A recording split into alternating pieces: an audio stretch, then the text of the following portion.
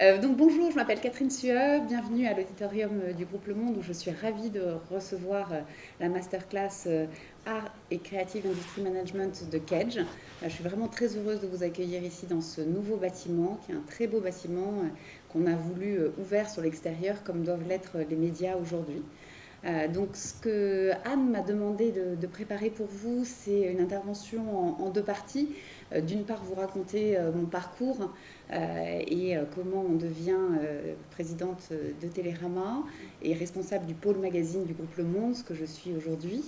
Et dans un deuxième temps, parler des enjeux de Télérama et peut-être aussi d'ailleurs des enjeux de la presse en général qui sont importants. C'est un secteur en pleine évolution comme beaucoup de secteurs culturels que vous étudiez. Donc aujourd'hui, moi, je dirige donc Télérama et le pôle magazine du groupe Le Monde. Télérama, c'est un magazine culturel qui a près de 75 ans maintenant et donc qui propose chaque semaine à la fois le meilleur de l'actualité culturelle, mais aussi des programmes de télévision et également un certain nombre de recommandations sur les plateformes. J'y reviendrai parce que je vous raconterai tout ce qu'on fait à Télérama. Et puis, je m'occupe aussi donc, du pôle magazine du groupe Le Monde, qui est constitué donc, des journaux suivants, que sont l'Obs, Courrier International et La Vie. Et donc, chacun de ces titres, avec ses particularités et son histoire, couvre l'actualité. On voit d'ailleurs en ce moment même à quel point la presse et les médias ont un rôle important à jouer. On vit une période un peu folle et l'ensemble des rédactions dans ce bâtiment, que ce soit au Monde, à l'Obs, à Télérama, à Courrier International, sont extrêmement mobilisés sur la crise en Ukraine. On a des journalistes bien sûr sur place qui assurent des lives.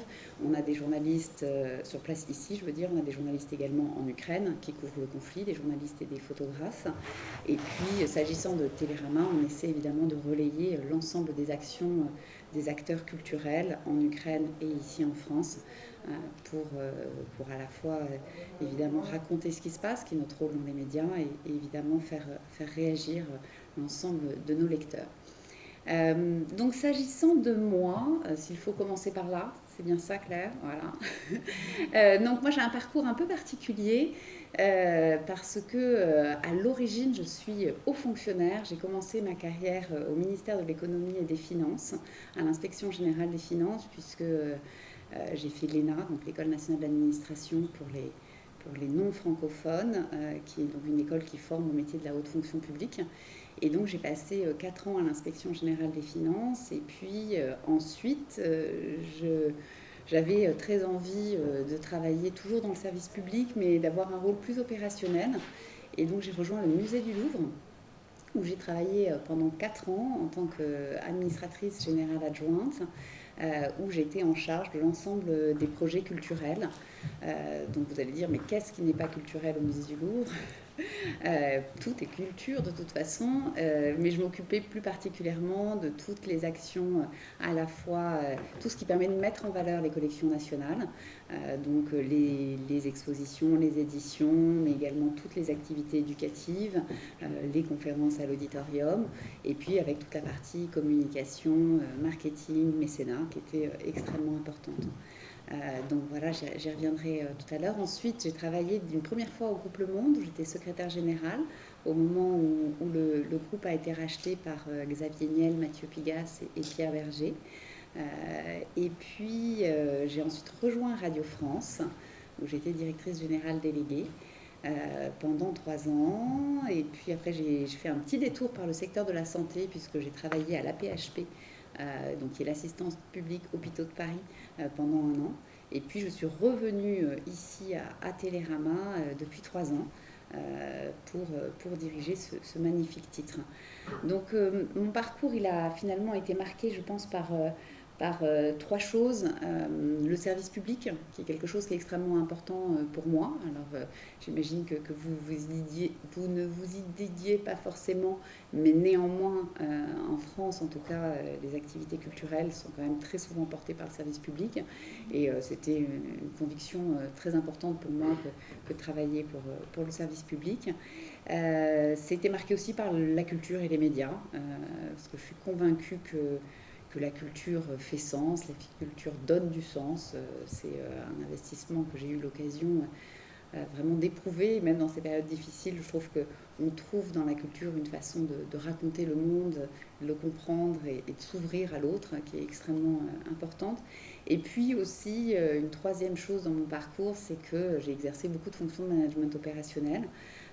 J'ai souvent dirigé des équipes, enfin j'ai tout le temps dirigé des équipes à vrai dire, avec toujours l'envie d'essayer d'emmener les gens. J'avais un manager qui m'avait dit une fois, finalement le management c'est faire des choses extraordinaires à des gens ordinaires. Et je trouve que c'est une très belle définition de ce qu'on doit faire. Et en particulier dans le secteur culturel, c'est vraiment de se dire qu'est-ce qu'on veut faire ensemble, c'est quoi la vision finalement, qu'est-ce qu'on veut faire. Quand on est au musée du Louvre, c'est faire en sorte que les collections nationales soient le plus vues, le plus partagées, le plus vues. Quand on est ici à Télérama, c'est faire en sorte que notre rôle de prescripteur, notre recommandation, là où on est très fort, qui est de dire allez voir telle expo, tel film, et qu'est-ce que ça veut dire sur le monde dans lequel on vit. Donc ça, c'est effectivement quelque chose d'important pour moi, d'essayer dans chacune des institutions dans lesquelles j'ai travaillé, d'essayer de donner une vision, et puis de rendre les choses possibles. Ça, c'est quelque chose qui me tient à cœur. Et quand je dis rendre les choses possibles, c'est à la fois des petites choses et des grandes choses. Quand j'étais au musée du Louvre, par exemple, et pour prendre un exemple peut-être qui vous parle plus compte tenu de votre formation, quand j'étais au musée du Louvre, je travaillais à la fois sur l'ouverture du musée du Louvre à Lens, qui était un projet extraordinaire, puisque c'était vraiment l'idée de créer un nouveau musée dans le bassin minier, dans un territoire qui avait un territoire difficile quand même, hein, puisque toutes les mines avaient fermé depuis bien longtemps. Et il fallait embarquer la population locale, il fallait réfléchir à un projet scientifique et culturel pour que ce musée du Louvre à Lens ait du sens et qu'on puisse faire d'ailleurs à Lens ce qui n'était pas possible à Paris puisque le musée est enserré par un certain nombre de contraintes. Donc ça c'est des grands projets, mais il y avait aussi plein de projets beaucoup plus petits et sans que ce mot soit péjoratif bien entendu, qui étaient de faire des BD sur les collections du Louvre, qui étaient de faire un nouveau programme de visite pour les jeunes, de faire des nouvelles actions pour que les enseignants viennent avec leur classe au Louvre. Donc je trouve que ce qui est toujours important quand on manage des structures culturelles, c'est effectivement d'avoir une vision et de se dire quel est notre grand objectif, et puis à la fois de faire rentrer dans ces objectifs stratégiques des grandes choses et des plus petites choses, parce que c'est aussi comme ça qu'on fait avancer les structures. Est-ce que vous avez des questions à ce stade? Oui, je vous en prie.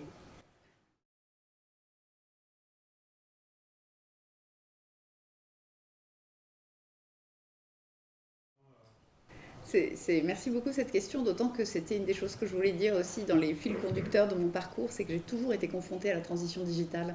Et c'est quelque chose que j'ai toujours trouvé important parce qu'il me semble que dans la culture, comme dans tous les autres secteurs, et alors dans les médias, c'est particulièrement vrai, c'est extrêmement important d'embarquer la digitalisation de l'économie et de la société dans laquelle on vit. Pour commencer par une petite anecdote qui ne concerne pas Télérama, moi quand j'étais au Louvre, c'était au moment où l'iPhone est sorti, donc pour vous ça doit vous sembler vous étiez tous à la maternelle, et on avait on s'était dit bon, on va faire une app. À l'époque, c'était vraiment, même je me souviens encore, Henri Loiret, le président du musée, m'avait dit mais qu'est-ce que c'est que ce truc, ça sert à quoi? Et on avait fait une app assez basique avec un certain nombre de chefs-d'œuvre, avec des très très belles reprographies sur lesquelles on pouvait zoomer avec des explications. Et c'était incroyable parce que finalement, en plus c'était au moment où l'Apple Store s'est installé sous la pyramide, et vraiment il y avait une sorte de truc en interne où ils disaient mais ça sert à quoi ce truc? On a déjà des petits flyers de visite, on a déjà un site internet, on a déjà tout un tas de trucs. Et quand l'Apple Store s'est installé sous la pyramide, enfin dans le carrousel, pardon, tous les iPhones avaient l'application du Louvre qui était préinstallée. Et en fait, très très très vite, l'application, elle a été, parce que le Louvre, c'est quand même une marque très très très forte, hein, dont la notoriété est immense, bien évidemment. Et très vite, on a eu, je ne me souviens plus des chiffres, mais c'était des centaines de milliers, voire des millions de téléchargements de cette application. Et c'était cette façon de se dire, mais c'est incroyable en fait à quel point on va toucher finalement des nouvelles personnes grâce au digital. Et c'est vrai qu'à Télérama, c'est toute la stratégie moi, que j'ai essayé de mettre en place. C'est vrai que Télérama, et d'ailleurs je vais demander à ce que vous repartiez tous avec votre exemplaire papier, Télérama c'est un magazine qui est extrêmement fort sur le print. On a aujourd'hui encore plus de 400 000 abonnés, on est encore diffusé en kiosque de manière très importante. En termes de presse magazine, on est en termes de diffusion, un des premiers magazines en termes de diffusion, donc de puissance sur le print. Malgré tout, effectivement, c'est une économie qui diminue. Chaque année, on perd un certain nombre d'abonnés. Et donc, moi, mon objectif, et pour répondre à votre question, c'était de se dire, OK, on perd des abonnés sur le print, il faut qu'on aille en chercher des nouveaux. Et, et je pense que c'est quelque chose qui est important dans la culture sur la transition digitale, c'est de se dire, il ne faut pas faire basculer les pratiques de vos lecteurs, visiteurs, vers le digital, forcément. C'est-à-dire qu'il y a un certain nombre de gens qui continueront à pousser la porte d'un musée, il y a un certain nombre de gens qui continueront à regarder la télé de flux, mais il faut essayer de se dire, surtout quand on est des institutions comme Télérama, il faut essayer de se dire qui on peut aller chercher de nouveaux lecteurs, quels nouveaux lecteurs on peut aller conquérir grâce au numérique, et ça c'est extrêmement enthousiasmant. C'est de se dire, effectivement, il y a un certain nombre de gens, et probablement vous en faites partie, qui de toute façon n'iront pas en kiosque acheter Télérama, parce que même si je vous encourage à le faire, 4,30 € en kiosque, n'hésitez pas. Bon, j'ai l'intuition que vous n'irez pas. Et du coup, en revanche, comme c'est très très important, toujours dans la culture, d'aller chercher des publics, d'aller chercher des visiteurs, d'aller chercher des lecteurs, d'aller chercher des auditeurs, le numérique pour ça est extrêmement fort. Et vraiment permet de conquérir des nouvelles audiences. Donc après, comment on fait c'est un long chemin quand même, parce que il faut à la fois mettre le sujet à l'ordre du jour, se dire on va le faire, on va créer une nouvelle application, on va refaire notre site, on va essayer de mettre en place du marketing digital pour essayer d'aller conquérir des audiences. Il faut proposer du contenu. Et ça, c'est quelque chose, je ne sais pas exactement ce que vous disent les autres gens qui interviennent dans votre masterclass, mais la culture, c'est une économie de l'offre. Donc, c'est pas une économie de la demande. Les gens, je pense, moi j'ai besoin de culture, mais on n'a pas forcément besoin de culture. Et du coup, il faut proposer des bons contenus. Et à Télérama, tout ce qu'on a essayé de faire, c'est de dire c'est quoi notre offre, c'est quoi la promesse de Télérama. La promesse de Télérama, c'est de faire de la recommandation culturelle et de répondre finalement à 3 questions. C'est on regarde quoi ce soir, on sort où, et on en pense quoi. Parce qu'une des particularités de Télérama, c'est justement de penser que la culture raconte le monde et que on peut, il y a des papiers dans Télérama sur le développement durable, le réchauffement climatique, la question du genre, etc.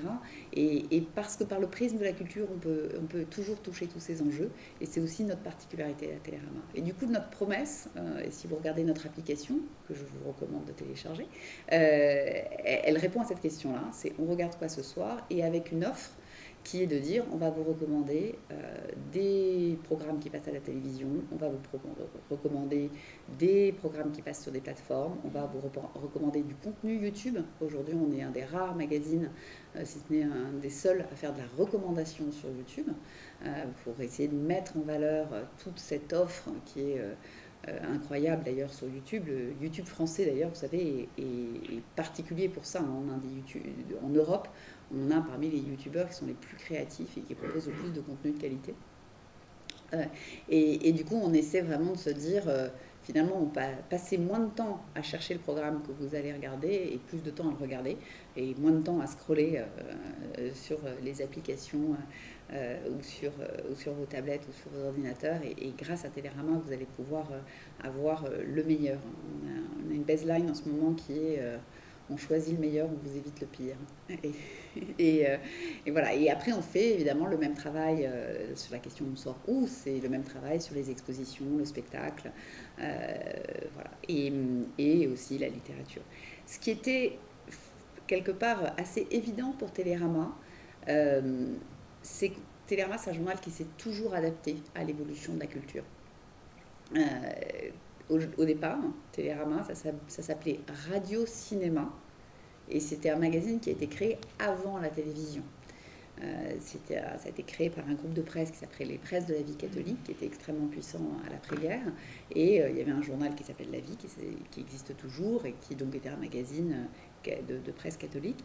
Et donc ils ont créé ce supplément autour de la radio et du cinéma pour recommander des programmes de radio et de cinéma. Et quand la télé est apparue, on a traité la télé.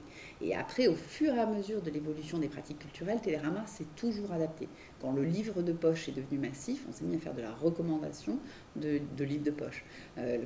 L'exemple que je vous donnais sur YouTube est juste. On est également aujourd'hui, je pense, parmi les plus forts sur la recommandation sur les plateformes. On fait des critiques sur l'ensemble des films et des séries qui passent sur les plateformes, sur Netflix, sur Prime, sur OCS, enfin sur un certain nombre de diffuseurs. Donc on a toujours eu cette volonté d'accompagner les pratiques culturelles et du coup c'est assez logique pour nous de se dire on va à la fois essayer d'aller débusquer les nouvelles pratiques culturelles et par exemple sur la bande dessinée aller chercher le meilleur du manga, etc. Et à la fois s'adapter aux nouveaux usages et être beaucoup plus présent sur notre site, sur l'application, sur les réseaux sociaux, etc. Donc on essaie de faire tout ça avec pas mal de succès parce que l'audience croît et parce qu'on a développé beaucoup d'abonnements numériques. Moi, quand je suis arrivée il y a 3 ans, il y avait à peu près 1000 abonnés numériques, maintenant il y en a 30 000, donc c'est déjà un peu mieux. Il faut encore qu'on progresse parce que je pense qu'on a le potentiel et qu'en France, on n'a pas vraiment de concurrents en fait. Personne aujourd'hui ne fait ce travail de recommandation aussi large que Télérama sur l'ensemble du champ culturel et avec la conviction que les réseaux sociaux, que la recommandation, elle existe de plein de biais aujourd'hui, mais que nous, on a une rédaction aujourd'hui composée de 120 journalistes, donc 80 journalistes écrivains qui font de la critique et qui sont capables de vous trouver le meilleur, et c'est ce qu'on fait au quotidien. Merci pour cette question. Et de manière générale, dans tout mon parcours, moi j'ai été effectivement très sensible à ces enjeux de digitalisation. J'ai eu les mêmes à Radio France aussi. Et à Radio France, on avait essayé de construire une vision en se disant, avant, la radio, c'était un poste de radio dans une salle de bain ou une cuisine. La radio, c'est un média assez magique parce que c'est un média de masse et à la fois c'est le média de l'intime. C'est le média que vous écoutez vraiment chez vous. Et moi, quand je suis arrivée, on a développé effectivement toute une offre sur le numérique, la possibilité d'écouter la radio sur son téléphone, bien évidemment, des applications, etc. Et c'est de se dire, finalement, avant Radio France, il y avait des auditeurs, et désormais, on aura des auditeurs, des internautes, des socionautes, et également d'ailleurs des visiteurs physiques, puisque quand j'ai travaillé à Radio France, c'était au moment où on a réouvert la maison de la radio au public, qui était un projet absolument magnifique. Donc moi, voilà, pour résumer mon parcours, c'est vraiment l'amour du service public, l'amour de la culture et la volonté toujours de faire du management opérationnel et d'emmener des équipes, avec des équipes que j'ai encadrées qui ont tout le temps d'ailleurs été des équipes très fortes sur le contenu. Et ça vraiment j'insiste, hein, si vous travaillez dans la culture, c'est le contenu qui est important. C'est qu'est-ce qu'on défend, qu'est-ce qu'on raconte, qu'est-ce qu'on propose, qu'est-ce qu'on fait, et ça c'est vraiment essentiel. Et effectivement, dans la présentation de mon parcours, j'avais prévu effectivement de parler de 2 choses. La première, c'était effectivement comment on accompagne la transition digitale, enfin la deuxième d'ailleurs. Et l'autre chose que je voulais vous dire sur mon parcours, quand j'ai essayé de réfléchir à ce que j'avais envie de vous dire, c'est qu'il y a un point qui a toujours été extrêmement important pour moi dans toutes les structures où j'ai travaillé, c'est toute la question de l'égalité professionnelle, de la conciliation vie privée, vie professionnelle, notamment parce que j'ai occupé des fonctions de management. Et ça, c'est vraiment une conviction que j'ai eue très profondément ancrée. D'abord parce que j'ai fait un parcours scientifique, donc j'ai fait une maths sup, une maths spé, puis après je suis rentrée à l'école polytechnique, qui est une école où il n'y a pas beaucoup de filles, hein, et encore aujourd'hui d'ailleurs. Et puis après je suis rentrée à l'inspection générale des finances, qui est un milieu assez masculin aussi. Là aussi ça a changé. Et ce que je voulais vous dire là-dessus, c'est plusieurs choses. La première, c'est que je suis contente pour vous parce que les choses ont beaucoup bougé. Moi je travaille depuis à peu près 20 ans et effectivement la place des femmes a considérablement changé. Moi, je suis arrivée à Radio France, il y avait un comité éditorial, par exemple, avec tous les patrons de chaîne, il n'y avait que des hommes. Ça, c'est un truc qui n'existerait plus aujourd'hui.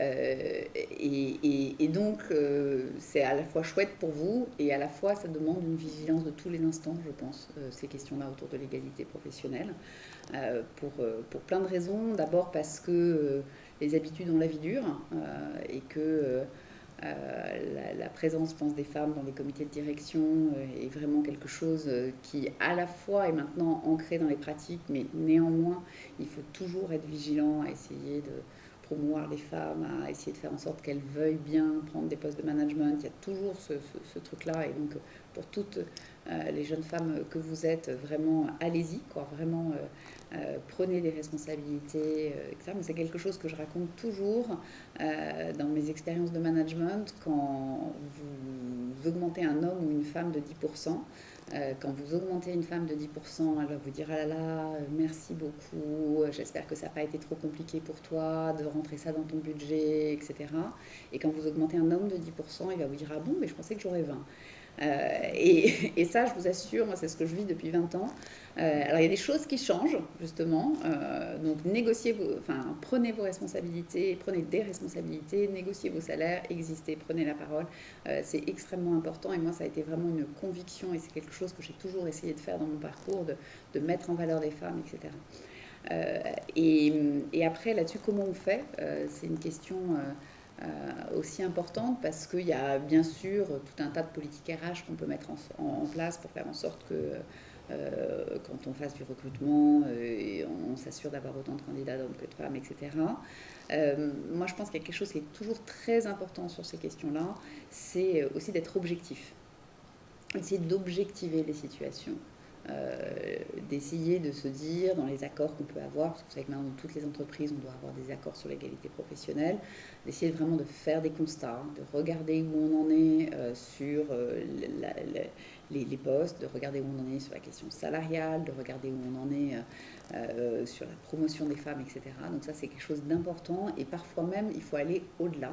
Je vous parlais de l'exemple de Radio France et c'est vrai que nous on avait fait toute une enquête sur le ressenti des hommes et des femmes sur leur situation à Radio France, qui est une enquête qui date maintenant, je pense, de 2014. Et on avait été extrêmement frappés puisqu'on avait dû poser une question qui était est-ce que vous pensez que la situation des hommes et des femmes est similaire à Radio France? Et c'était extrêmement frappant puisque les hommes avaient répondu à 80% oui et les femmes à 80% non. Et le fait même d'être objectif, de quantifier les situations, après, mettre le sujet à l'ordre du jour, ça permet toujours de faire progresser les organisations. Et donc ce que je voulais vous dire, c'est qu'à la fois, c'est chouette parce que les choses ont beaucoup avancé, et à la fois, moi, je vois quand même que ça nécessite une vigilance quand même de tous les instants, parce que la société change aussi doucement. Et dans ces questions-là, d'ailleurs, je pense qu'il y a la question de l'égalité professionnelle et de faire en sorte que dans les équipes, il y ait évidemment autant d'hommes que de femmes. Et d'ailleurs, des gens les plus divers possibles, parce que c'est aussi ça qui fait la performance et l'agilité d'une organisation, c'est quand on a des profils les plus variés possibles. Et pardon, j'ai oublié ce que je voulais dire. Et oui, et là où ça a glissé, je pense, où il y a eu encore un deuxième progrès, c'est qu'on a eu donc toute une période où on s'est dit il faut que des femmes prennent des responsabilités, il faut qu'on travaille sur l'égalité professionnelle. Et puis, depuis la vague MeToo, il y a eu un deuxième événement majeur, je pense, dans la situation des femmes dans l'entreprise, c'était aussi de mettre à l'ordre du jour le sujet des agissements sexistes et du harcèlement sexuel. Et donc moi, quand je suis arrivée au groupe Le Monde, c'était juste après ce moment MeToo, et on a fait aussi pareil une enquête sur la perception des situations d'agissement sexiste et de harcèlement sexuel, dont les résultats ont été à peu près similaires à ce que je vous racontais sur Radio France. C'est-à-dire qu'en réalité, une majorité de femmes avaient l'impression d'avoir été confrontées à des agissements sexistes et voire du harcèlement sexuel. Et du coup, on a mis en place un certain nombre d'actions, un certain nombre de formations pour essayer de se prémunir contre ces agissements sexuels. Et du coup, je me dis que quand je regarde ma carrière sur une longue période, j'ai commencé dans des milieux très très masculins. Ensuite, effectivement, on a réussi à travailler sur avoir des équipes de management avec des hommes et des femmes. Et maintenant, on arrive à travailler aussi dans des environnements professionnels où on essaie de mettre à l'ordre du jour ces questions-là de prévention des agissements sexistes et du harcèlement sexuel pour faire en sorte que tout le monde travaille dans un environnement bienveillant. Et ça, c'est quelque chose que j'ai toujours voilà, beaucoup considérés. Et je pense que quand on occupe des postes de management, c'est important de se saisir de ces questions-là, de les mettre à l'ordre du jour, de mettre en place un certain nombre de choses pour que ça progresse, de traiter le sujet, de mettre en place des formations pour que ces sujets-là avancent. Donc ça, c'était un des points que je voulais vous dire sur mon parcours. Et puis effectivement, le deuxième, mais j'en ai déjà parlé, c'est toutes ces questions de transition digitale qui sont extrêmement importantes et dont j'ai parlé à la fois au musée du Louvre et à Télérama, mais j'y reviendrai. J'essaie de voir ce que j'avais prévu d'autre de vous raconter. Ouais, sur le digital, je pense que euh, et le secteur culturel est vraiment, vraiment impacté quand même par la transformation digitale. On est vraiment passé, et si je prends l'exemple du spectacle vivant ou des musées, d'endroits où finalement les gens, on ouvrait un musée le matin, ou on ouvrait une salle de spectacle à 19h, il y avait des gens qui venaient et puis après ils profitaient de l'œuvre et ils repartaient, à une situation où finalement il faut raconter les choses en amont sur les œuvres et où le digital permet vraiment de faire rayonner la culture et de faire venir des gens à la culture. Donc c'est quelque chose d'extrêmement important, je pense, pour vous qui vous apprêtez à embrasser des carrières dans le monde culturel. Et ce qui me semble important, c'est euh, d'essayer toujours d'être à l'affût des innovations, de voir qu'est-ce qui se passe, où est-ce qu'il faut être, est-ce qu'il faut refaire une application, quelle est la présence sur les réseaux sociaux. Moi, je m'interroge beaucoup en ce moment à Télérama sur les téléconnectés, par exemple, comment on doit appréhender ces questions-là. Il faut toujours embarquer les gens, parce que vous trouverez toujours dans le secteur culturel des gens du monde d'avant et des gens du monde d'après. Et c'est aussi avec toutes les qualités des uns et des autres que vous ferez avancer les institutions, les entreprises dans lesquelles vous travaillerez. Donc ça, il faut être toujours très sensible à ça. Je pense d'emmener tout le monde, parce que ce qui fait la force des lieux et des entreprises culturelles, c'est quand même les personnes qui y travaillent, les créateurs qui créent du contenu, les artistes, etc. Et donc vraiment, ça c'est important. Et puis enfin, voilà, c'est ce que je veux dire. Sur mon parcours, juste peut-être aussi, j'ai un certain nombre d'engagements associatifs qui me tiennent particulièrement à cœur, qui sont je préside un festival qui s'appelle Paris l'été, qui fait du spectacle vivant à Paris l'été, comme son nom l'indique, du 15 juillet à début août. Je m'occupe d'une entreprise d'insertion qui s'appelle Travail et Vie, qui travaille dans le 19e arrondissement, et puis je suis membre du comité d'audit des Jeux Olympiques. Donc voilà. Peut-être que je vous dis quand même deux mots de la presse. J'avais prévu quand même deux, trois trucs pour vous raconter où en est la presse aujourd'hui. Et avant de parler peut-être de répondre à vos questions, ce que je voulais vous dire, et je vous ai mis deux, trois, ça c'était mon parcours, c'est pas beaucoup d'intérêt. Je vous ai mis deux, trois choses pour vous rendre compte quand même de la situation de la presse en France. C'est un secteur qui a subi des révolutions absolument majeures depuis ces derniers temps. Et la première, c'est que la diffusion en fait, de la presse, en particulier je parle de la presse papier ici, a considérablement baissé. Donc sur ce graphique, vous voyez effectivement l'évolution du tirage des quotidiens, des des magazines et de la presse gratuite. Et donc vous voyez vraiment qu'il y a une érosion en fait, du tirage papier qui est extrêmement importante. Et à ça, en fait, c'est vraiment... En fait, c'est pas du tout parce que les gens se sont désintéressés de l'information, au contraire. C'est parce qu'il y a plein d'autres médias qui sont apparus, et en particulier les réseaux sociaux. Et si vous regardez aujourd'hui comment les gens s'informent, aujourd'hui, ils s'informent beaucoup encore par la télé. Ils s'informent ensuite par la presse, ils s'informent par la radio et ils s'informent aussi par les réseaux sociaux. Et ça, c'est vraiment une des révolutions majeures pour la presse aujourd'hui, où on est à la fois un acteur sur les réseaux sociaux, mais c'est aussi devenu un concurrent qui avant n'existait pas du tout. Et d'ailleurs, on le voit bien en ce moment dans tout ce qu'on vit sur la crise en Ukraine. C'est assez intéressant d'ailleurs de regarder ce graphique. Là, vous avez à la fois l'ensemble de la population et puis une répartition par tranche d'âge. Sur l'ensemble de la population, il y a encore, la télé reste encore un organe d'information majeur, et aujourd'hui, les audiences l'audience des chaînes de télévision font des bons extraordinaires et ça reste quand même un média extrêmement puissant. La presse reste aussi évidemment très importante. Et ce qui est intéressant dans le graphique, puisque je vous ai mis une répartition en fonction des âges, c'est que la presse, ça reste présent dans toutes les générations. Et c'est quelque chose qui est assez rassurant pour nous, aussi parce que c'est la presse papier et la presse numérique. On a su quand même faire une transition digitale et rester un levier extrêmement important d'information. Et puis après, vous avez la radio qui reste très puissante, mais sur lequel il y a vraiment des écarts entre les plus âgés et les moins âgés. C'est-à-dire que la radio, c'est vraiment un média qui décroche énormément pour les jeunes générations. Et là, vous avez vraiment un écart. Et à l'inverse, vous avez les réseaux sociaux qui sont extrêmement forts sur les 15-24. Et évidemment, en fonction de l'âge, qui diminue. Donc la presse, c'est vraiment un univers qui a été extrêmement impacté par la digitalisation de l'économie et par l'émergence des réseaux sociaux. Après, ce qui est extrêmement important aussi pour la presse, c'est l'évolution de son modèle économique. La presse, c'est un secteur qui, à l'origine, vivait de l'abonnement, de la publicité et de la vente en kiosque. Dans le graphique que je vous montre, vous avez, je pense que c'est petit, donc je ne sais pas si vous voyez bien, mais en gros, moi je n'ai pas mes lunettes, mais en gros, vous avez le trait rouge qui est l'évolution de la presse télé.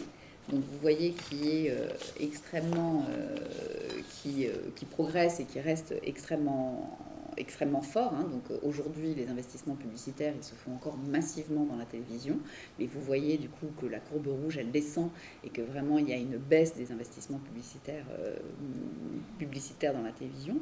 Avant, et c'est la courbe blanche, je pense que le graphique il commence à l'après-guerre, vous aviez la presse, qui était vraiment le deuxième endroit où les annonceurs annonçaient massivement. Et vous avez un décrochage extrêmement important de la presse, dans le graphique qui commence en 1980, excusez-moi, vous avez un décrochage extrêmement important des annonceurs publicitaires au milieu des années 2000. Et comme vous le voyez, enfin, la courbe elle est quand même assez pentue, hein, c'est-à-dire que si vous prenez en 2004, vous avez les gros investissements publicitaires, ils se font à la télé, sur la presse, et puis après dans les magazines, sur la radio. Et vraiment, à partir du milieu des années 2000, il y a un effondrement des recettes publicitaires pour la presse. Et qui est bien sûr remplacé par le search, donc c'est la courbe bleu foncé, et par les réseaux sociaux, c'est la courbe bleu clair. Et ça a été vraiment un impact économique absolument majeur pour la presse, c'est cet effondrement des annonceurs qui a nécessité évidemment des évolutions du modèle économique. Et pendant longtemps, enfin pas pendant longtemps, mais jusqu'en de 2010 à 2015, on a vraiment cru qu'on ne trouverait plus de modèle économique pour la presse. Que finalement l'information c'était quelque chose que les gens voulaient consommer gratuitement et qui ne seraient pas prêts à payer pour de l'information. Puisque finalement ils avaient une information en ligne, donc il n'y avait pas tellement de raison de payer pour ça, pour avoir de l'info. Et il y a vraiment eu des moments pas très faciles pour la presse, où les groupes de presse d'ailleurs ont été beaucoup rachetés, recapitalisés, etc. Et on s'est dit, mais c'est quoi finalement le modèle économique ? Et finalement, il y a une lumière au bout du tunnel, puisque grâce presque à Netflix, à Spotify, etc., on s'est rendu compte quand même qu'il y avait un modèle autour de l'abonnement numérique, que les gens étaient prêts à payer et à payer sous forme d'abonnement sur le numérique. Et il y a eu un point de bascule qui s'est fait aux environs des années 2015-2016 et où on a développé une offre d'abonnement numérique qui a permis quand même de pallier cet effondrement massif des recettes publicitaires. Et donc là, on vit une période assez intéressante pour la presse puisque notre modèle économique est extrêmement challengé, mais il y a un bout du tunnel en se disant, en fait, les gens sont quand même prêts à payer pour l'information. Là, je vous ai mis les sites d'information qui ont le plus d'abonnés numériques au monde. Hein. Donc vous avez par exemple le New York Times qui a plus de 7 millions d'abonnés. Donc c'est quand même assez impressionnant. Sachant que c'est jamais des diffusions qu'ils avaient atteintes quand ils étaient diffusés que sur le papier. Et Le Monde aujourd'hui a quasiment 400 000 abonnés numériques. C'est le premier titre en France en termes d'abonnement numérique. Et d'ailleurs, ce qui est formidable, c'est qu'il n'y a jamais eu autant de gens qui ont lu Le Monde qu'aujourd'hui. Il n'y a jamais eu autant d'abonnés du monde, au monde qu'aujourd'hui. Donc il y a un bout du tunnel qui permet d'imaginer des relais de croissance, d'être moins dépendant de la publicité. Et puis il y a un autre levier de croissance, mais qui est plus compliqué, j'y pense, puisque il y a eu une actualité ce matin que vous avez peut-être entendu, c'est qu'il y a une nouvelle source de revenus pour la presse qui est plus en termes de volume un peu moins importante, mais néanmoins qui en termes symboliques l'est, c'est qu'il y a eu une directive européenne sur les droits voisins. Donc je ne sais pas si vous voyez ce que c'est que le droit voisin. C'est qu'aujourd'hui, le paradoxe de l'évolution de la publicité, c'est que... je ne sais pas comment on revient en arrière. On ne peut pas revenir en arrière. Ah voilà, si. C'est qu'en fait, sur le search, c'est toute la publicité que vous avez sur Google aujourd'hui, c'est de la publicité qui existe parce que la presse fournit du contenu. Aussi parce que la presse fournit du contenu. Aujourd'hui, il y a j'aurais dû réviser, j'ai plus le chiffre exact, mais sur les requêtes que les gens font sur Google, les résultats de ces requêtes, dans 80% d'entre elles, je crois, il y a des contenus d'actualité.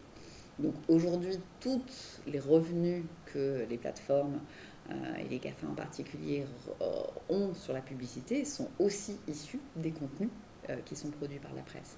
Et donc il y a une directive européenne qui a été adoptée en 2019 sur la mise en place d'un droit voisin et qui nous permet à nous, éditeurs de presse, d'être rémunérés par les plateformes en leur cédant leur contenu. On leur cède nos contenus qu'ils peuvent effectivement mettre sur les plateformes et en échange, on a une rémunération qui s'appelle le droit voisin. En termes de montant financier, ça ne va pas sauver notre business model, mais c'est assez important symboliquement de se dire toute la publicité qui est générée de manière directe ou indirecte par les plateformes grâce au contenu produit par la presse va faire l'objet d'une rémunération. Voilà, et donc dans les enjeux donc, de la presse, c'est qu'on a eu un effondrement de la diffusion papier et du coup un relais de diffusion par le numérique. On a un modèle économique qui a été extrêmement challengé par la chute brutale des recettes publicitaires et du coup des nouveaux modèles économiques à développer. Et puis un troisième enjeu qui est l'intérêt pour l'actualité et la confiance dans les médias. Ça, c'est une question moi que je voulais aborder avec vous aussi pour savoir si vous faites confiance aux médias. Je pourrais d'ailleurs vous demander ce que vous lisez, etc. Mais les médias, parmi les institutions en France dans lesquelles les Français ont confiance, vous savez, dans ces baromètres, on dit à qui vous faites confiance parmi les institutions. Vous avez en général les maires en premier, les pompiers, l'hôpital, où les Français font très très confiance à ces institutions. Et tout en bas, vous avez les hommes politiques et la presse, avec une défiance qui s'est installée entre les Français et les médias, qui est extrêmement préoccupante, en particulier dans ces périodes-là de crise qu'on vit depuis maintenant 3 ans en réalité. Enfin, si on enchaîne les gilets jaunes, le Covid, cette crise majeure en Ukraine.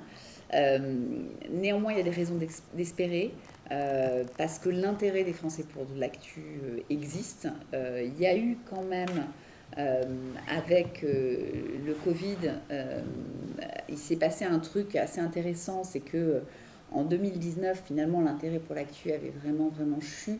On était descendu à 59% des Français qui s'intéressent à l'actualité, donc c'est quand même pas beaucoup. C'est remonté en 2020 avec la crise du Covid à 67%. Là, c'est redescendu, donc on avait une petite inquiétude. Je pense que là, on peut voir, quand on voit les audiences énormes qui sont faites sur les sites et à la télévision, que l'intérêt pour l'actu demeure. Mais du coup, ce que je voulais vous dire, c'est important quand on travaille dans un groupe de médias comme nous, de se demander finalement comment on peut renouer avec la confiance, comment on peut faire en sorte que l'intérêt pour l'actu, qui est quand même une dimension majeure pour le fonctionnement de notre démocratie, comment il progresse.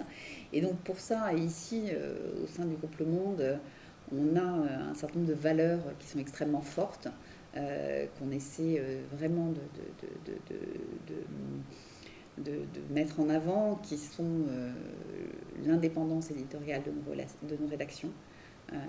Aujourd'hui, tous les titres du groupe Le Monde sont dirigés par un président du directoire comme moi et un directeur de la rédaction, et avec un binôme, finalement l'un représentant le pouvoir économique et l'autre le pouvoir rédactionnel. Et moi, la directrice de la rédaction de Télérama ou le directeur de la rédaction du Monde, il ne rend absolument jamais compte sur la une qu'il veut faire, les papiers qu'ils font. Donc c'est extrêmement important, et je vous en parle parce que pour nous c'est vraiment important de communiquer là-dessus, pour dire qu'aujourd'hui un journaliste, il peut vraiment écrire en son âme et conscience ce qu'il pense d'un sujet, en ayant bien sûr respecté toutes les règles du journalisme, sur la vérification des sources, sur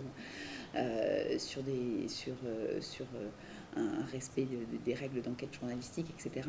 Mais vraiment, donc, nous, on travaille beaucoup là-dessus. On travaille aussi beaucoup, en particulier au Monde, mais sur la lutte contre les fake news, et essayer de faire en sorte que on revienne toujours aux faits. Et on a toute une équipe au Monde qui s'appelle les décodeurs, et qui s'attache vraiment à essayer de remettre de la vérité dans tout ce qui circule. Et on se rend compte là qu'on a des guerres de l'information.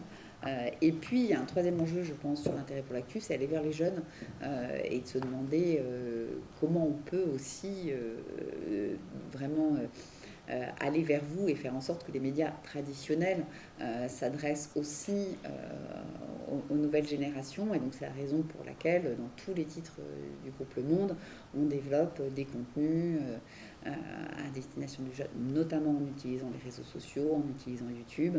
Le Monde a aussi une chaîne sur TikTok ou sur Snapchat, pour essayer vraiment de confronter nos marques aux plus jeunes générations. Donc voilà ce que je voulais vous dire, un peu sur un panorama sur la situation de la presse aujourd'hui. Donc vraiment des enjeux majeurs autour de la diffusion, pour essayer vraiment de conquérir des nouveaux lecteurs, vraiment repenser notre modèle économique en essayant de trouver des relais de croissance face à cette chute vraiment extrêmement importante des recettes publicitaires, et du coup d'ailleurs des revenus du print, évidemment, c'est-à-dire à partir du moment où on diffuse moins, on a moins d'abonnés par papier, on vend beaucoup moins en kiosque.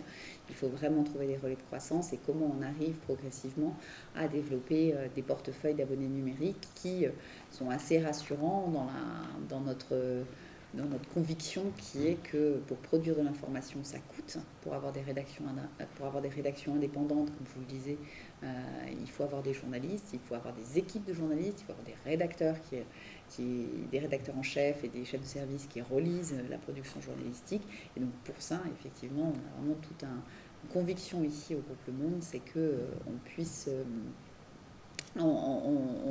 vraiment trouver un modèle économique qui nous permette d'être indépendant. Donc voilà. Mais vous lisez quoi comme journaux? Rien? Oui. Qu'est-ce que vous lisez, vous? Comment vous vous informez? Oui? Radio. Comment? Vous écoutez la radio? Maintenant, c'est sur Spotify, il y a des podcasts.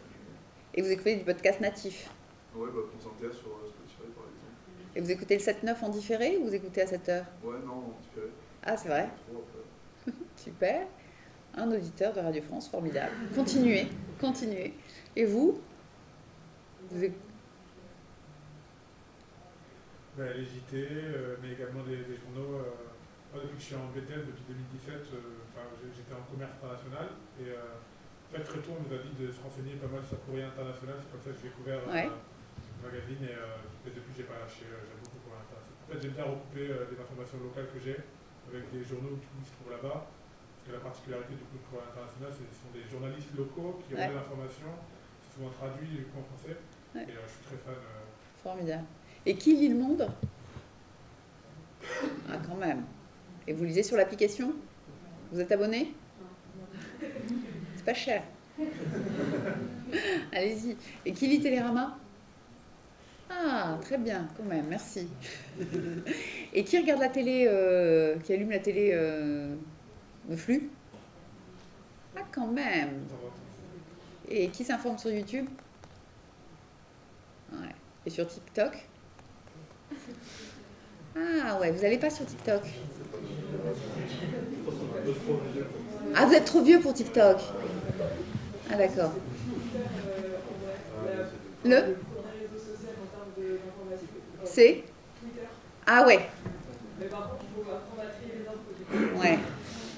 Ouais, ouais, ça prend. Oui? Et puis il y a aussi toutes les notifications, enfin, je sais qu'on est tous un peu abonnés sur nos téléphones, soit France Info, soit BFM, des choses comme ça, et c'est plus du coup les infos qui vont venir à nous par les notifications. Ouais. Donc, si on voit quelque chose qui nous intéresse, bah là on va cliquer et du coup on va lire et s'informer. Ouais. Vous savez que c'est un enjeu, le push. C'est ça. On a des C'est équipes. plutôt les infos qui viennent à nous et après on fait notre. Il y a une guerre du si on push. veut se renseigner sur un sujet en particulier. Bon, donc vous êtes une population informée. Donc vous êtes trop vieux pour TikTok. Vous avez quel âge? 23, 24. Ah ouais, 23, 24. D'accord, ok.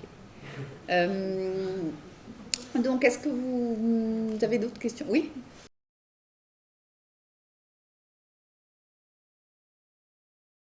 Non, non, moi je pense que la lutte contre la désinformation, c'est un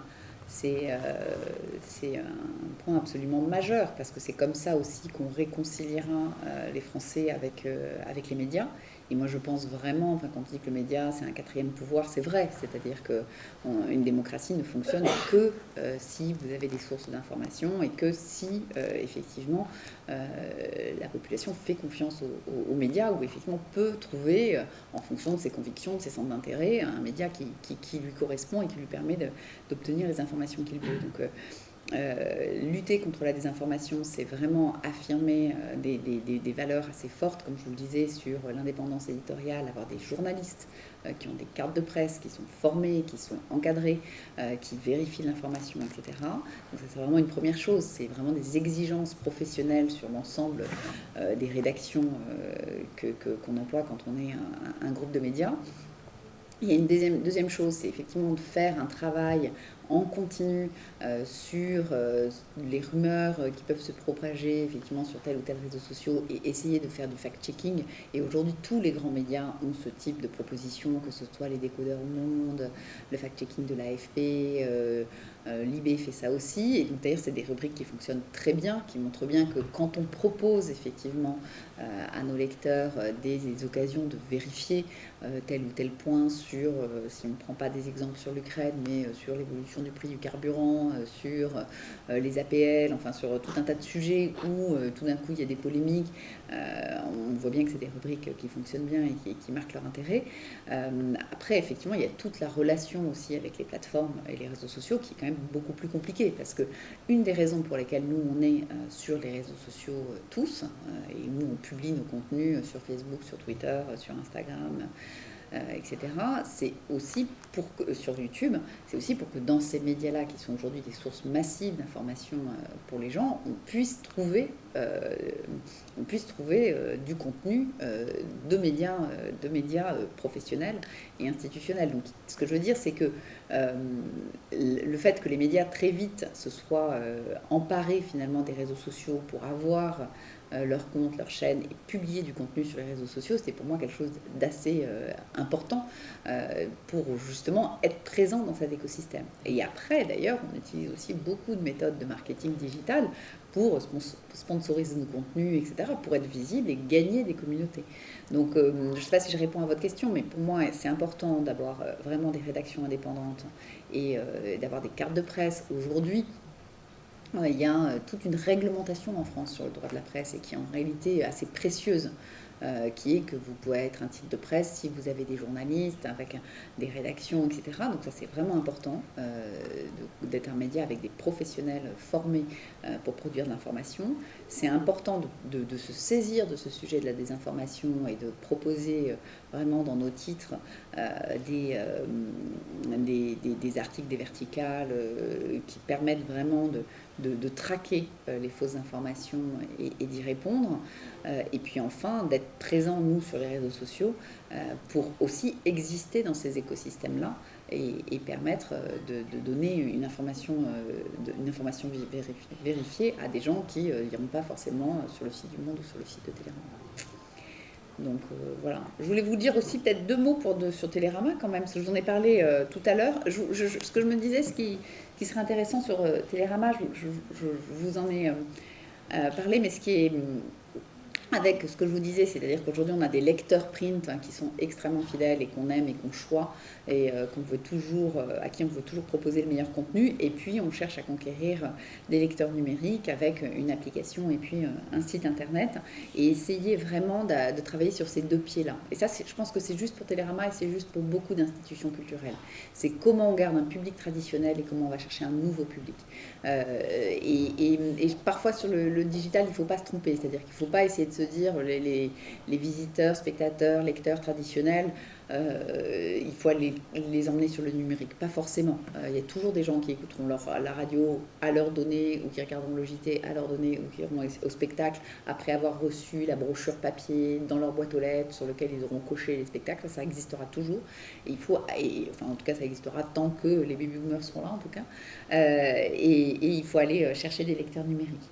Ce que je voulais vous dire aussi sur Télérama, c'est que on est confronté à finalement une double transition digitale, puisqu'il y a celle de la presse dont je vous ai parlé, et puis il y a celle effectivement des pratiques culturelles. Et en fait, je vous ai mis, et je vous recommande vraiment, si vous ne l'avez pas lu, l'étude sur les pratiques culturelles des Français, qui est une étude longitudinale que fait le ministère de la Culture depuis un certain nombre de générations. Donc c'est des graphiques qui sont peut-être un petit peu compliqués à comprendre. C'est des graphiques qui sont peut-être un peu compliqués à comprendre, mais je voudrais vraiment qu'on y passe 2 minutes. En fait, c'est une étude que fait le ministère de la Culture depuis un certain nombre d'années et qui interroge différentes générations sur leurs pratiques culturelles. Vous avez en bleu les gens qui ont aujourd'hui, donc tout en bas du graphique, les gens qui ont aujourd'hui plus de 80 ans. Et il y a leur pratique culturelle qui, en l'occurrence, là, écoutent la musique tous les jours, ce qu'ils faisaient quand ils avaient 30 ans, ce qu'ils faisaient quand ils avaient 40 ans, ce qu'ils faisaient quand ils avaient 53 ans, ce qu'ils faisaient quand ils avaient 60 ans, et ce qu'ils font aujourd'hui. Et donc, vous avez aujourd'hui donc, ces gens qui ont aujourd'hui 80 ans, vous voyez qu'ils écoutaient de la musique, mais voilà, pas beaucoup. La génération d'après s'est mise à écouter de la musique de plus en plus au fur et à mesure du moment où elle vieillit. C'est la génération qui est en rose. La génération qui est en vert et en orange, vous avez en gros les baby-boomers, et donc vous voyez leur consommation musicale donc ça c'est vraiment la génération qui a écouté la radio quand ils avaient au moment des radios libres, donc vous voyez qu'ils commencent à écouter de plus en plus de la musique, et puis qui écoutent de la musique de plus en plus quand on vieillit. Et puis vous êtes le point vert au milieu, tout en haut, c'est-à-dire que vous écoutez de plus en plus de musique. Donc ça, c'est une étude extrêmement intéressante parce que ça permet de voir comment évoluent les pratiques musicales, les pratiques culturelles des Français. Donc ça, je vous ai mis le graphique presque le plus simple à comprendre, qui est celui de la musique. Et on voit, en termes de pratiques culturelles, c'est une évolution majeure. C'est-à-dire que les Français écoutent de plus en plus de musique. Donc c'est extrêmement intéressant. Et vous avez le même graphique sur la télé. Et alors là, qui est aussi intéressant, parce que vous voyez les générations bleu, rose, vert et orange, qui sont en gros les personnes les plus âgées jusqu'aux personnes qui aujourd'hui ont 50 ans. En gros, elles ont toutes eu la même pratique sur la consommation de la télévision. C'est-à-dire qu'ils la regardaient un peu quand ils étaient jeunes, et puis au fur et à mesure de l'âge, ils la regardent de plus en plus. Et ce qui est intéressant, c'est que vous voyez la génération rouge à laquelle j'appartiens. Vous voyez pour la première fois une rupture des pratiques sur la consommation de télévision. Et vraiment, et alors vous, les verts, là, vous êtes boum en dessous. Et du coup, ce qui est intéressant, c'est que typiquement pour un magazine comme Télérama, pour moi, c'est comment finalement je vais traiter les générations orange, verte, rose, bleu, comment je vais leur proposer finalement un magazine papier, parce qu'ils continuent à regarder la télé, et encore une fois, la télé reste un média de masse, mais comment je vais préparer à l'avenir avec cette génération rouge, la rose, et puis alors vous qui arrêtez complètement de regarder la télé. Et moi, ce que j'essaie de faire à Télérama, c'est essayer de se dire comment finalement j'arrive à m'adresser à toutes les générations. Et donc, dans ce document sur les pratiques culturelles des Français, vous l'avez sur tout un tas de choses. C'est pour ça que j'étais étonnée sur la radio, que vous écoutiez France Inter, parce que la radio, ce qui est embêtant pour Télérama, parce que le rat de Télérama, c'est la radio. La radio, vous voyez, où c'est un usage, mais avec une rupture majeure sur votre génération, où finalement, vous voyez que vous écoutez plus beaucoup la radio. Donc c'est compliqué. Là, vous avez raison, c'est qu'il y a toute une offre de podcasts en ligne qui existe, mais qui en termes de masse reste beaucoup moins importante que le fait d'écouter son poste de radio tous les jours. Et à l'inverse, vous avez les jeux vidéo, où vous avez le phénomène complètement symétrique finalement à la radio, où les plus anciens ne jouaient pas aux jeux vidéo. Et vraiment, je vous incite à lire cette étude parce qu'elle est extrêmement passionnante. Et elle est, pour un journal comme Télérama, vraiment stimulante parce que c'est vraiment comment on fait en sorte de traiter tous nos publics, parce que dans les valeurs de Télérama, il y a quand même aussi ça. C'est-à-dire de se dire, moi je m'adresse aussi à tout un tas de gens qui aiment la culture, qu'ils aient 18 ans ou qu'ils aient 70 ans. Et du coup, d'ailleurs, ça c'est un petit peu peut-être un graphique un peu plus compliqué à comprendre, et je m'y arrêterai pas longtemps, mais pour dire qu'après ils ont fait des catégories de population, et typiquement donc l'éclectisme classique, donc ils ont classé les gens entre les gens qui regardaient beaucoup la télé, les gens qui aimaient beaucoup la culture, les gens qui étaient tout numériques, et les lecteurs de Télérama d'avant, entre guillemets, mes lecteurs print, c'est des gens qui appartiennent à l'univers de l'éclectisme classique, c'est-à-dire que des gens qui lisent, qui vont au spectacle vivant, qui aiment les pratiques culturelles amateurs, etc. Et on voit en fait que ces gens-là qui sont des baby boomers, votre génération est très très très peu représentée. Et à l'inverse, il y a d'autres façons de consommer de la culture qui est tout numérique, qui est aller sur YouTube, jouer aux jeux vidéo, lire peu de livres, aller assez peu au concert. C'est une de mes questions, vous allez au concert ? Ouais, parce que c'est vous en fait, c'est le biais. Voilà. Et où vous avez dans ces générations vraiment d'un univers tout numérique, voilà, une rupture générationnelle. Donc voilà, pour en revenir à Télérama, ce qu'on essaie vraiment de faire, c'est faire ça. C'est de se dire comment j'arrive à avoir une offre pour chacune de ces pratiques culturelles. Et du coup, pour ça, on reste quand même convaincu qu'avec les mêmes contenus, enfin avec la même exigence, et on peut parler d'un film en faisant un article magnifique qui sera sur le print et sur notre site, et en faisant une vidéo sur YouTube. On a par exemple, si vous n'êtes pas abonné à notre chaîne YouTube, abonnez-vous. Mais on a par exemple un programme qui s'appelle le Face à Face critique, où vous avez 2 journalistes de Télérama qui parlent d'un film qui fait des super audiences sur YouTube parce que c'est un contenu YouTube. En réalité, ils disent à peu près la même chose et ils ont les mêmes avis sur les films qu'ils parlent sur notre site ou sur YouTube, mais néanmoins la forme est différente et comment on peut effectivement s'adresser à 2 formes, à deux populations différentes. Et c'est challenging parce qu'il faut aussi penser. Avant, un journaliste, il écrivait un papier. Si je caricature beaucoup, pour la vie des journalistes de Télérama, avant, ils écrivaient un papier.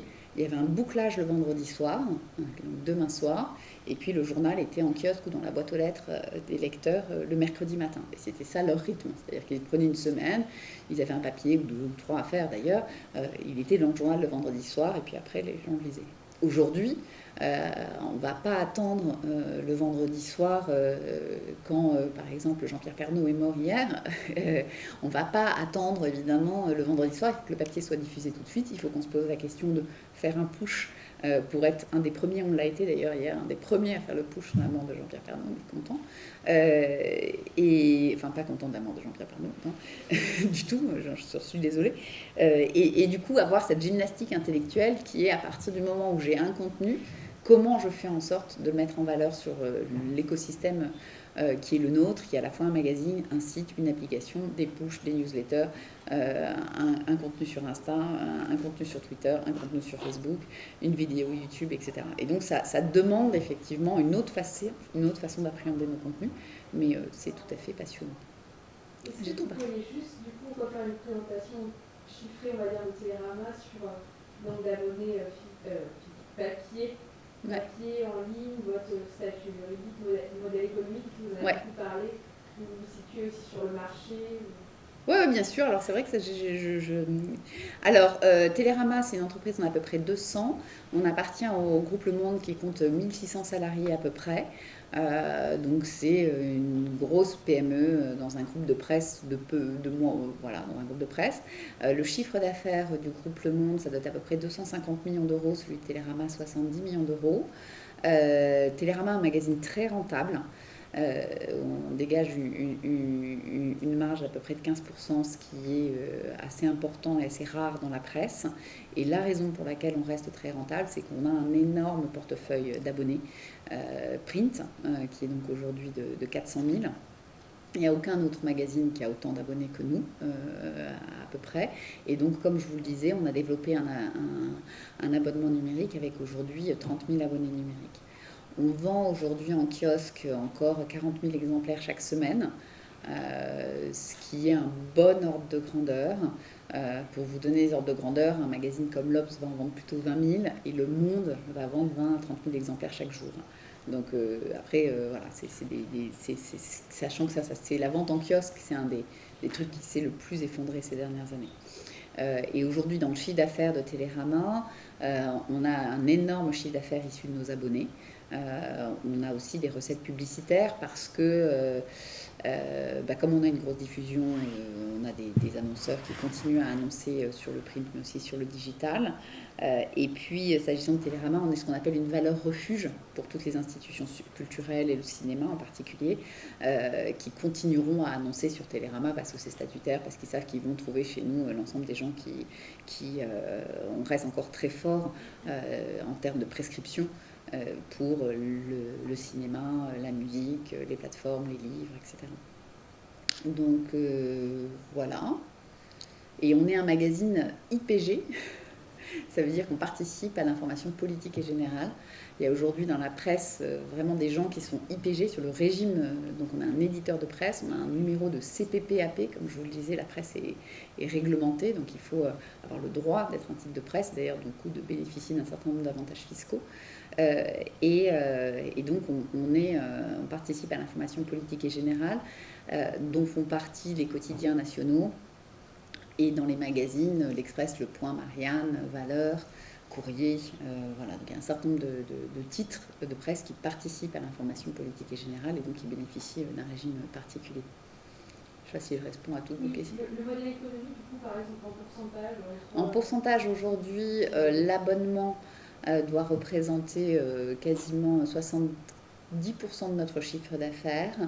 On doit avoir 75% de notre chiffre d'affaires, on a 10% de recettes publicitaires et après on a des recettes issues de partenariats, d'événements qu'on organise, de vente au numéro, pardon. Donc on doit avoir 75% pardon, 70% je dirais de 70% d'abonnement, 15% de publicité, 10% de vente au numéro et 5% de partenariat. J'espère qu'il ne manque pas de pourcent, mais je crois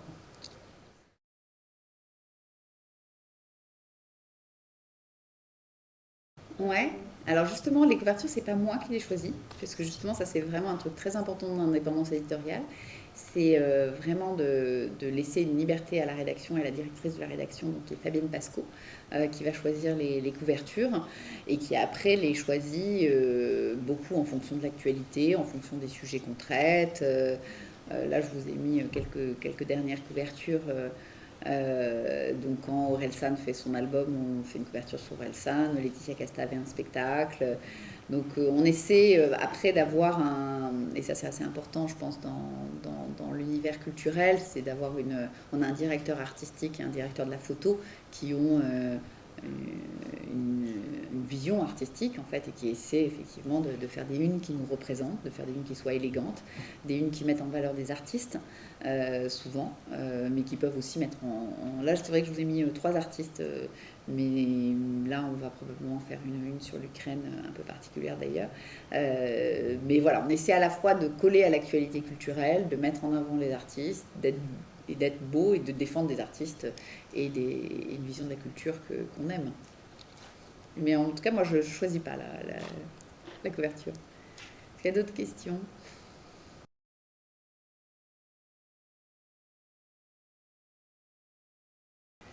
Ouais, oui.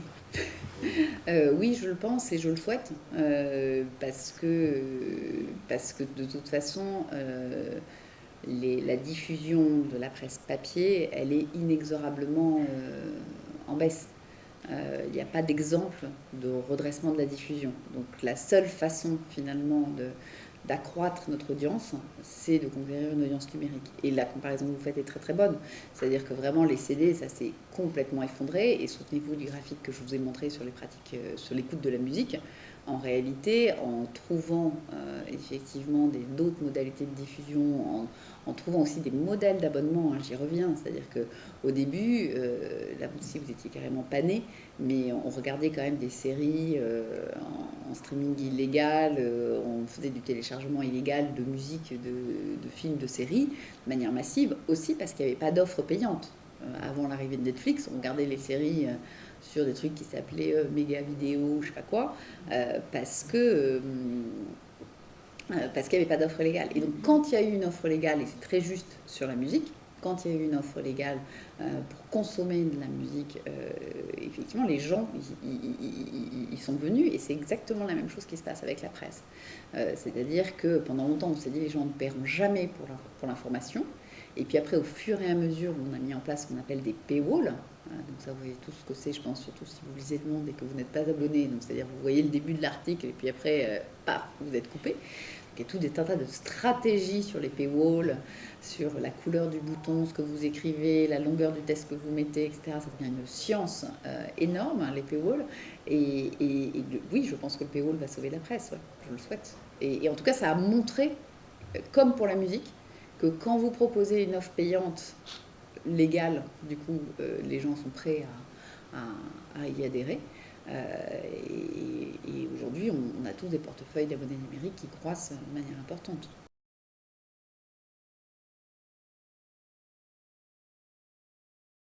Alors, est-ce que j'ai subi moi, j'ai plutôt eu de la chance, parce que je suis surdiplômée.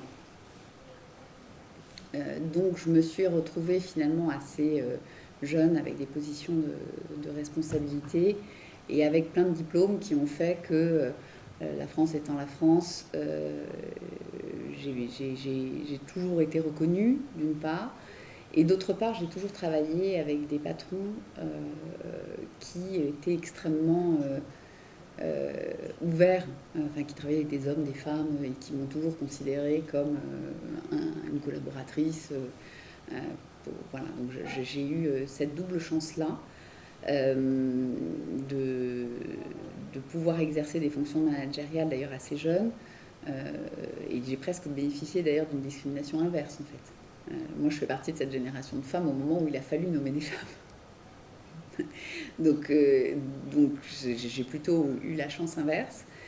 Après j'ai vu concrètement, comme je vous le disais tout à l'heure, à quel point dans les environnements professionnels il y avait quand même beaucoup d'hommes à des positions de responsabilité, et j'ai vu cette évolution que j'essayais de vous décrire tout à l'heure.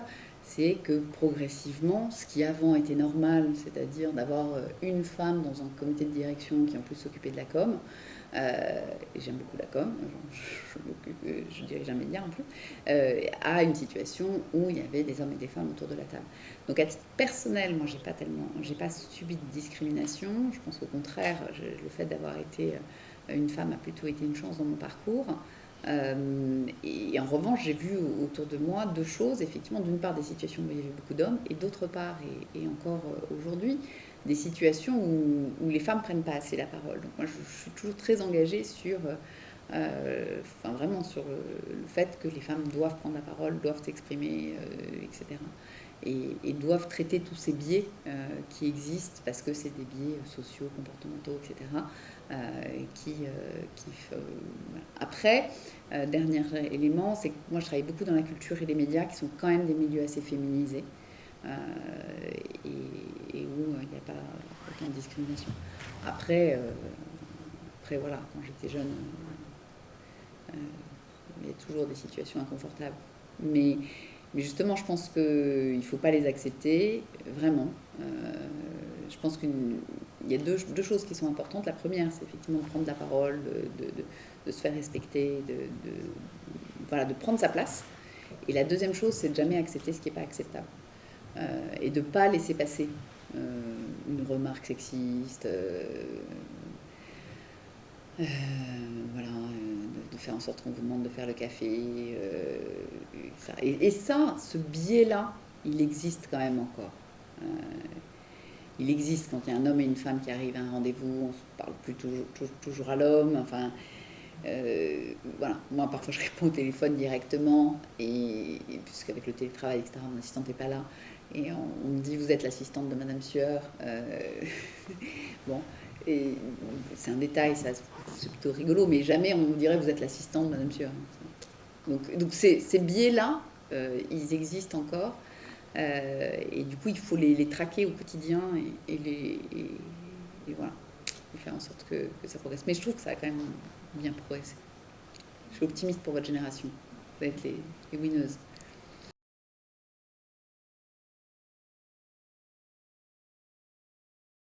Alors, il y a deux choses. D'abord, c'est vraiment un cœur de métier pour nous de faire de la critique. Et moi, je reste convaincue que, en dépit de toutes les notations que vous pouvez avoir sur les œuvres, la notation de la presse, elle reste très forte. La notation de Télérama, elle se matérialise par un T. Donc vous pouvez avoir aucun T, un T, 2T, 3T.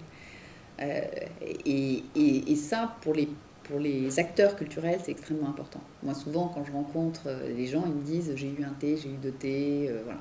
Donc la légitimité de la critique pour le secteur, elle reste encore extrêmement importante puisqu'elle a un impact très concret sur les ventes, sur les entrées en salle, sur un certain nombre de choses. Donc aujourd'hui, on est convaincu que face à une offre culturelle pléthorique d'une part et face à des réseaux sociaux qui prennent la parole dans tous les sens, rester ce que nous sommes, c'est-à-dire un journal avec des journalistes hyper compétents sur le cinéma, la littérature, les expositions, etc. C'est notre force et vraiment on le défend et on le valorise. Aujourd'hui, les critiques, elles existent sur le papier, mais elles existent aussi en ligne. Et elles sont pour le coup toutes verrouillées. Il y a tout un paywall avec écrit ici, on aime l'expert critique, ou je ne sais plus ce qui a écrit, ça dépend. Et du coup, l'accès à la critique du Télérama, effectivement, il est payant. Et aujourd'hui, on se rend compte que dans les gens qui s'abonnent, on analyse pour qu'est-ce qui fait en sorte que est-ce qu'ils s'abonnent avec le bouton en haut à droite, est-ce qu'ils s'abonnent avec les... On se rend compte que la critique est un vecteur de recrutement. Donc il y a encore une appétence pour la critique. Donc aujourd'hui, on répond à cette question en étant sûr de nous, en se disant Télérama, c'est un journal de critique et ça restera un journal de critique. Aujourd'hui, effectivement, il y a plein de bruit, plein d'avis, mais nous, on a notre avis et c'est quand même ça ce qu'on vend. C'est vraiment la position de Télérama sur telle ou telle œuvre. Et après, effectivement, on fait aussi des critiques négatives. On doit être un des derniers journaux à faire de la critique négative. Plus personne fait de la critique négative. Alors, historiquement, parce qu'il n'y avait pas beaucoup de place dans le journal. Quand le journal était papier, il fallait faire des arbitrages. Et donc, quand vous n'avez que 2 pages et que vous êtes un journaliste qui aimait votre secteur de livres, etc., vous n'avez pas envie d'utiliser, entre guillemets, de la place pour dégommer une œuvre. C'est pas tellement ce que vous aimez faire.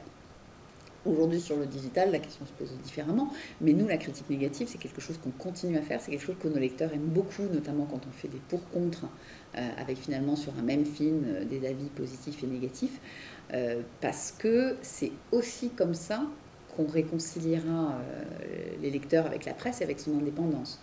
C'est aussi de se dire, on est capable de dire ce qu'on aime, on est aussi capable de dire ce qu'on n'aime pas. Et d'ailleurs, la critique négative, là vous avez quand même raison, c'est que sur la télévision, on en fait plein. C'est-à-dire que sur un programme de télé, chaque semaine, il y aura effectivement des choses qu'on aime et des choses qu'on n'aime pas. Effectivement, on peut être très dur.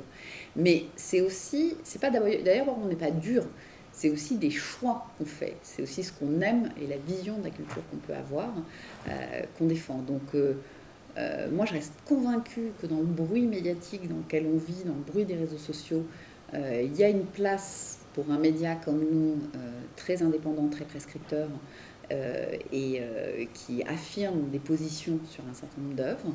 De fait, les professionnels de la culture, pour eux, ça compte. Et avoir un 3T dans Télérama, ça a un impact. Ça a un impact sur les ventes, ça a un impact sur les entrées en salle, etc. Donc c'est pas du tout... aujourd'hui, sur les ventes de livres, par exemple, il y a la grande librairie, Télérama, Le Monde des livres, qui sont prescripteurs. Et c'est vraiment, ça change les choses pour les acteurs culturels. Donc c'est encore une place. Et après, moi je pense que la critique négative, c'est revigorant. Après, ce qui est intéressant, et c'est sur quoi il faut qu'on travaille, c'est que on a toujours la vision d'un film qui va avoir 3 T dans Télérama, c'est un documentaire sur des femmes afghanes, voilà. Et ça n'est pas vrai. Non, mais Télérama même aussi plein de choses populaires. Rambo 1 par exemple a eu 2 T dans Télérama. Enfin voilà, il y a plein de films populaires que Télérama aime. Après, voilà, il y a des choses qu'on n'aime pas, c'est vrai. Mais si je prends aujourd'hui la sélection qu'on propose, il y aura des choses de toutes sortes sur ce qui passe sur... Là, par exemple, on recommande une série sur Netflix qui s'appelle Viking. Je ne pense pas que vous auriez imaginé qu'on aurait fait ça. Eh bien si, nous le faisons. Donc si je prends aujourd'hui en direct sur la sélection quotidienne, parce que chaque jour on propose une sélection quotidienne de on regarde quoi ce soir si vous voulez, si vous ne savez pas quoi regarder. Et donc là aujourd'hui il y a Viking sur Netflix. Il y a Mon petit doigt m'a dit, qui est un film avec Catherine Fro, qui est une adaptation d'Agatha Christie. Il y a un film d'arrêt d'essai, effectivement, sur Mubi. Il y a un documentaire sur Prime Video, sur Striptease, qui est un truc que je vous recommande d'ailleurs, qui est un programme de télévision culte. Il y a un programme YouTube. Et voilà, donc on aura une diversité. S'il y a un match de foot, on le mettra dans la sélection. Pour dire, à voir ce soir, il y a un match de football. Donc, qu'on a toujours l'air beaucoup plus intello que nous sommes en réalité.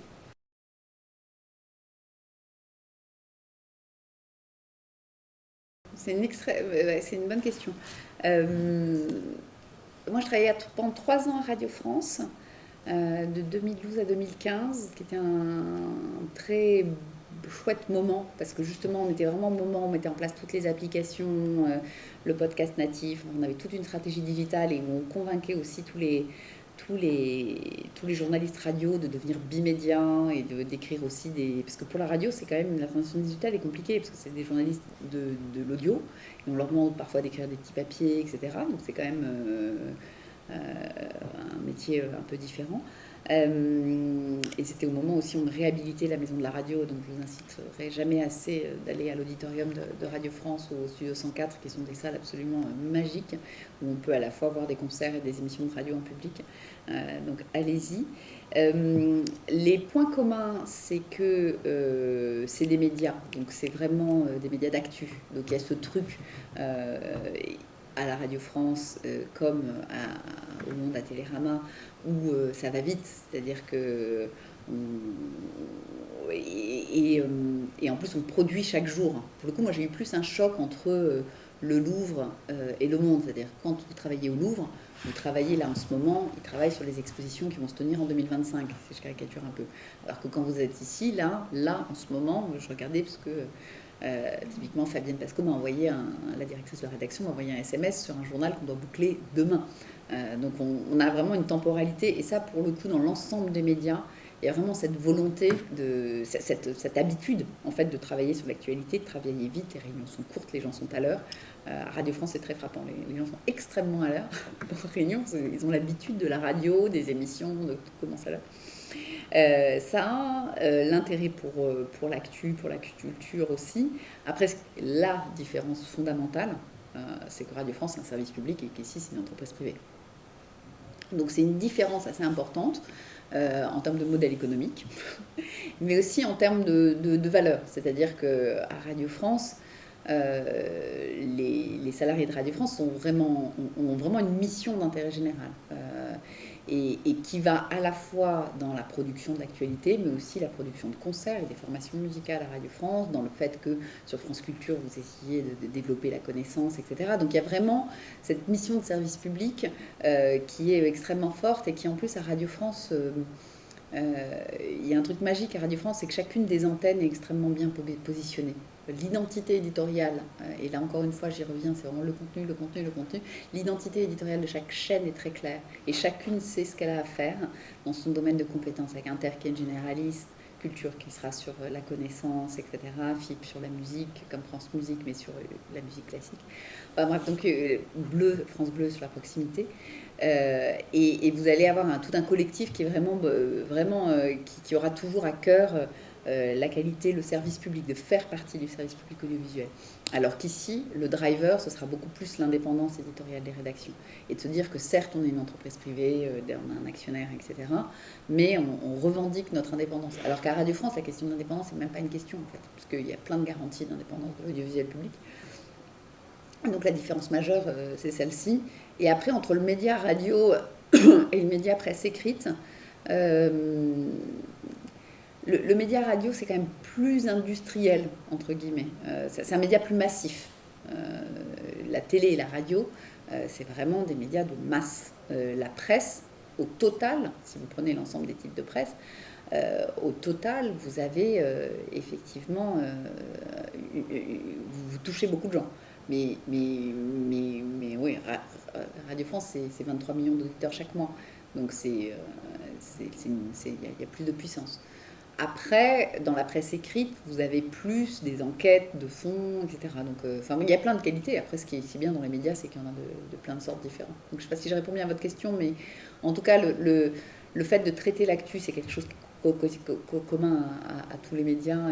Et je pense, en l'occurrence, à Radio France et au groupe Le Monde, on a vraiment cette même conviction de l'importance d'avoir des médias de qualité qui défendent une certaine vision d'information et qui soient vraiment au service des lecteurs et des auditeurs.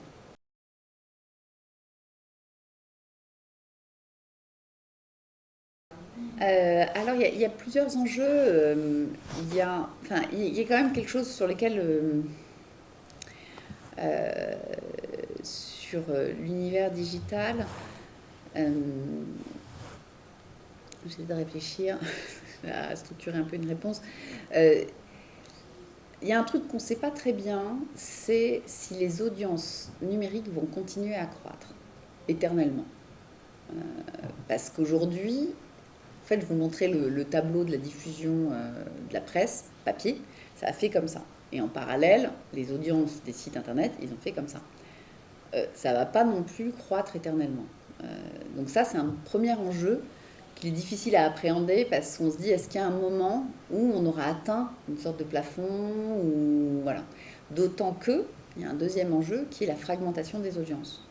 Pendant longtemps, la presse était extrêmement dépendante, notamment de Facebook et de Twitter, qui amenaient de l'audience. Et quand Facebook changeait son algorithme, c'était toujours un psychodrame parce que du coup, on perdait de l'audience parce qu'il y avait des contenus qui étaient moins mis en avant, etc. etc. Et on était regardait ça très précisément. Mais en fait, on ne mesurait pas notre chance parce que Facebook et Twitter, c'était des réseaux sociaux ouverts. C'est-à-dire que vous postez un article sur Facebook ou sur Twitter, la personne clique, il arrive chez vous. Aujourd'hui, sur Instagram, sur TikTok, sur YouTube, c'est des réseaux sociaux fermés. Et du coup, aujourd'hui, c'est ce que je vous racontais sur nos contenus, c'est comment, quand vous avez un article qu'avant vous mettiez dans un magazine ou un journal papier, comment aujourd'hui le même contenu, aujourd'hui, vous le jouez sur votre site, sur votre application, sur Insta, sur Facebook, sur YouTube, etc. etc. Et donc ça, cette espèce Et aujourd'hui, on voit bien qu'on multiplie en fait les équipes. On a une équipe qui s'occupe de la vidéo, une équipe qui s'occupe des réseaux sociaux, etc. Et cette fragmentation des audiences-là, je ne sais pas très bien ce que ça va devenir, effectivement. Et on se rend compte que c'est quand même difficile d'être partout. Donc je ne sais pas s'il y a de bonnes pratiques ou pas, mais en tout cas, il faut être extrêmement vigilant à ça, avec ça. Et donc, jusqu'où les audiences vont progresser, probablement pas éternellement. Deuxièmement, comment on va faire en sorte d'être présent partout sur l'ensemble des canaux de distribution. Voilà, et après, effectivement, s'agissant de Télérama et de la télévision, ça fait 20 ans qu'on dit que les gens vont arrêter de regarder la télévision.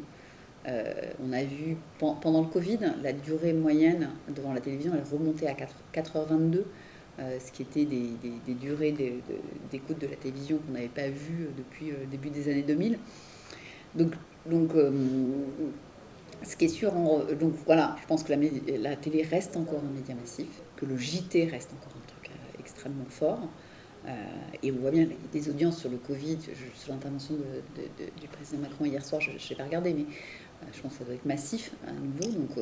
Donc ça reste un média très fort. Après, je pense que les téléconnectés vont effectivement changer quand même les choses, puisque on arrivera sur un univers avec finalement un peu différent d'une télévision où cette concurrence entre les différents réseaux, c'est-à-dire que quand on va avoir une télé connectée maintenant, vous aurez à la fois les chaînes de télé, mais YouTube, mais les plateformes, etc. Et du coup, la télé et les médias deviendra un parmi d'autres, comme aujourd'hui ce qu'on est en train de vivre. Et ça, je pense, cette fragmentation des audiences, enfin plutôt des canaux de diffusion, ça va être quelque chose qu'il va regarder très près, d'autant que ça ne continuera pas comme ça. C'est-à-dire qu'à un moment, il y aura des gagnants et des perdants.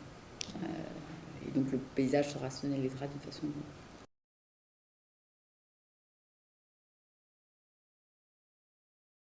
Ouais, un conseil. Je me souviens, j'avais essayé de répondre à cette question, je me souviens plus ce que j'avais écrit dans mon document. Je crois que je l'ai dit plusieurs fois, mais il faut aimer le contenu. Vous ne travaillerez bien que dans un univers où vous aimez ce que vous défendez. Ça, c'est la première chose importante. Et aussi, pas hésiter à découvrir de nouvelles choses. C'est-à-dire que moi, quand j'ai rencontré Henri Laurette la première fois, qui est le président du musée du Louvre, je me souviens que du coup 3 jours avant je suis allée au Louvre alors que ça faisait quand même quelques années que j'y étais pas allée et d'essayer de voir, de sentir si on aime, si on se sent bien, si on trouve que c'est intéressant, si on sent les lieux. Donc je pense qu'il faut vraiment, dans la culture c'est un driver important, et si on n'aime pas le contenu qui est produit, les artistes qui sont défendus, ça marchera pas, il faut pas faire ça. La deuxième chose, moi c'est quelque chose qui est important pour moi, c'est que je pense qu'il faut travailler dans des environnements bienveillants.